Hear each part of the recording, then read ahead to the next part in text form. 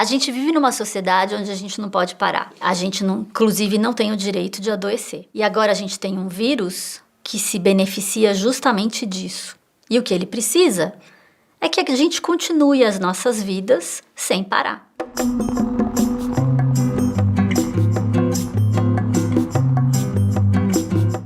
A maior arma contra o coronavírus é justamente parar. Nós não temos mais como parar esse vírus. O vírus vai se propagar e vai infectar uma grande parte da população mundial. Mas o que a gente precisa fazer é reduzir a velocidade com a qual esse vírus vai se propagando. Muitas pessoas, elas estão focando na questão de que uma porcentagem muito pequena das pessoas morrem, ou elas estão focando e dizendo que é apenas uma gripe. Mas a coisa não é tão simples assim. Como o vírus ele vai se propagando e ele vai tomando conta e infectando muitas pessoas, esse número ele vai praticamente dobrando a cada dia. E aí essa curva ela fica muito acentuada.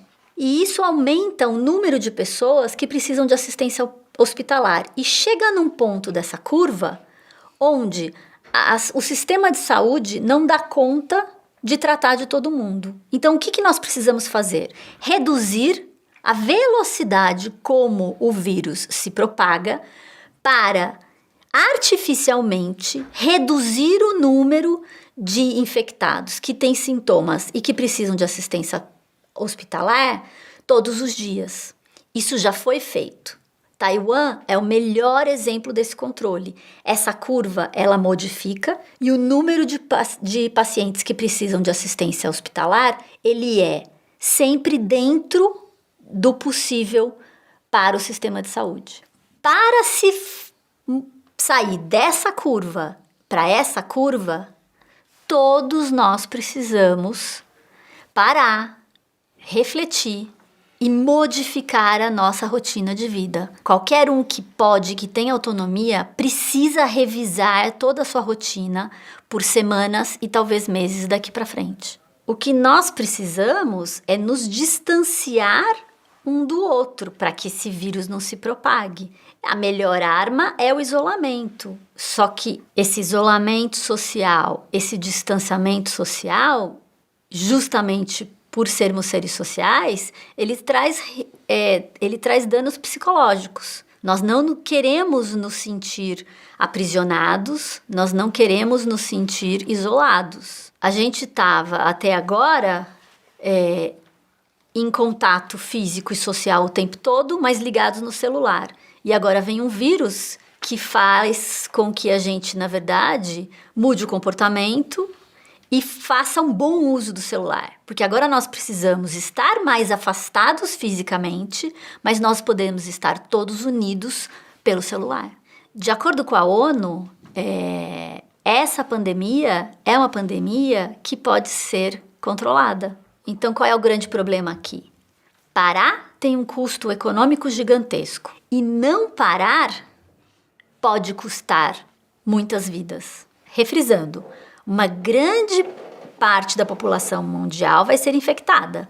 O que não pode acontecer é muita gente sendo infectada ao mesmo tempo. Como neurocientista e entendendo de comportamento humano, o que a gente percebe diante do problema do coronavírus é que as pessoas estão reagindo de duas formas distintas e as duas formas que não ajudam. Muitas pessoas negam o problema e muitas pessoas entram em pânico. Nós não precisamos entrar em pânico. O pânico, ele é absolutamente inútil. A ciência, hoje, ela é completamente diferente das outras epidemias, completamente diferente da gripe espanhola, e nós sabemos como lidar com a situação. O que nós precisamos é fazer. E, em muitos locais, todas as pessoas precisam fazer e não esperarem os seus governos, que têm mais preocupações econômicas, tomarem atitude.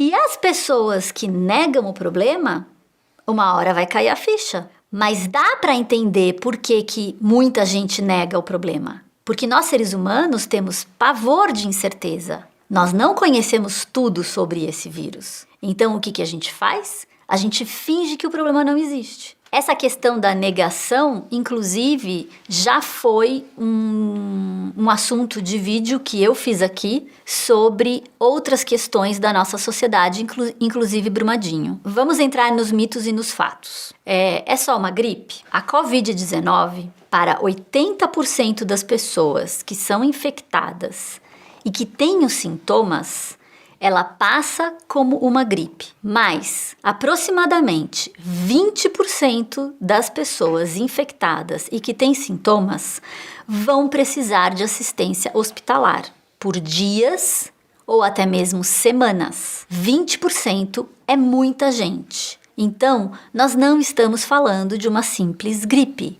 é algo bem mais sério. Tem muita gente falando que esse vírus, ele morre no calor. Isso não é verdade. O vírus, ele dura menos no calor, mas ele se propaga no calor também. Exemplos de que esse vírus continua se propagando no calor são Singapura e Taiwan, que aliás são 2 bons exemplos que conseguiram reduzir a velocidade com que o vírus se propaga. Eles deveriam ter o segundo maior número de infectados no mundo e eles não têm. E eles têm apenas uma morte. Singapura conseguiu se reestruturar e se reorganizar, não de forma tão eficiente como Taiwan, mas eles não têm nenhuma morte. A China adotou práticas de isolamento de forma agressiva e foi somente por isso que ela conseguiu reduzir drasticamente o número de mortes. E quais são as pessoas que são mais vulneráveis e que precisam ter mais cuidado ainda?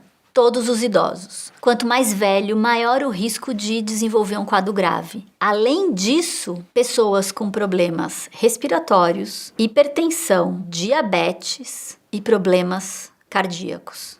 Todas essas pessoas precisam tomar muito mais cuidado e buscar muito mais o distanciamento e, se possível, o isolamento social. Outro ponto. As pessoas estão falando que as crianças não ficam doentes. Na verdade, o que acontece, e que foi publicado no dia 5 de março, é que as crianças são infectadas tanto quanto os adultos, mas elas têm um sistema imunológico muito bom e quando elas têm sintomas, elas têm um quadro gripal.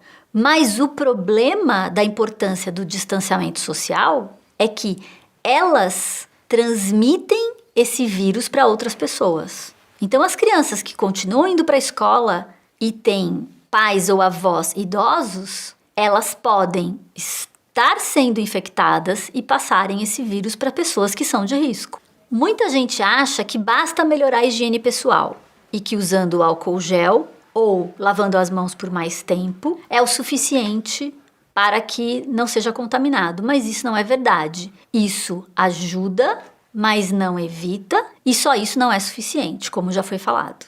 O mais importante é o isolamento social e, quando não possível, o distanciamento social. E isso principalmente de pessoas que apresentam algum sintoma. O que a gente precisa saber sobre o tempo de incubação do vírus? Os estudos indicam que, em média, o vírus fica incubado durante 5 dias ou 6 dias. Mas o tempo de incubação pode ser de 0 até 24 dias. O que é importante também a gente levar em consideração e que já está sendo uma conduta utilizada até mesmo em países ricos. Se você tem os sintomas da Covid-19, que podem ser um estado gripal, uma tosse seca ou até mesmo uma febre, o ideal é que você fique em casa, se isole ao máximo, porque se existe a suspeita de você ter o vírus para você não passar para outras pessoas, mas não é para sair correndo para o hospital, porque muita gente desenvolve esse quadro, não tem o coronavírus, e indo ao hospital você aumenta as chances de ser infectado. Ficando em casa e cuidando do estado gripal é a melhor forma de lidar com a situação, porque se o quadro piorar, dá tempo tranquilamente de ir para o hospital. Uma outra questão que gera muita dúvida é que agora muitas pessoas querem fazer o teste para saber se tem o vírus ou não. E esse comportamento não ajuda. No começo, tudo bem, mas agora, como existem muitas pessoas infectadas, não adianta querer se testar. E tem mais uma questão importante a se levar em consideração. Ser positivo para o teste indica que a pessoa tem sim o vírus, mas ser negativo não necessariamente indica que a pessoa não tem o vírus. Então é inútil todo mundo querer fazer o teste. Nós precisamos deixar os testes para as pessoas que realmente precisam ser testadas. Por quê? Para as pessoas que realmente precisam de assistência hospitalar, saber se ela tem a Covid-19 ou se ela tem algum outro problema pulmonar ou respiratório de outra ordem é fundamental para definir o tratamento. Nós estamos vivendo uma pandemia e que é uma crise muito grande. É uma crise que traz uma oportunidade gigantesca para todos nós, porque nós temos a oportunidade de reduzir a velocidade com que o vírus se propaga. Então, na verdade, nós, seres humanos todos, temos aqui uma oportunidade muito grande de sermos líderes nessa campanha contra a propagação do vírus. E esse é um trabalho colaborativo. Quanto mais as pessoas cooperarem, mais devagar o vírus vai se alastrar. E em países como o nosso, de um histórico de pouquíssima confiança nos governos, essa cooperação, esse trabalho colaborativo, ele é fundamental. E muito provavelmente a gente vai aprender muita coisa que vai melhorar na nossa vida com o coronavírus. Que uma série de viagens de trabalho são desnecessárias, nós podemos resolver pela internet. A nossa higiene vai melhorar muito depois do coronavírus. E nós vamos repensar, muito provavelmente, em uma série de estruturas de relações de trabalho, relações econômicas. Tem muita coisa boa que a gente pode aprender com tudo isso. Eu não sou infectologista, mas eu sou cientista. Eu estou há muitas semanas acompanhando o coronavírus, muito antes, inclusive, da doença receber o nome Covid-19. E como cientista, eu tenho o dever moral de fazer a divulgação da ciência, porque esse momento da nossa história é um momento de que em poucas semanas nós tivemos uma produção de conhecimento científico gigantesco para a gente aprender a lidar com o coronavírus. Aproveite esse tempo, que o ideal é o isolamento social. Inscreva-se no nosso canal, porque nós temos centenas de vídeos sobre conhecimento.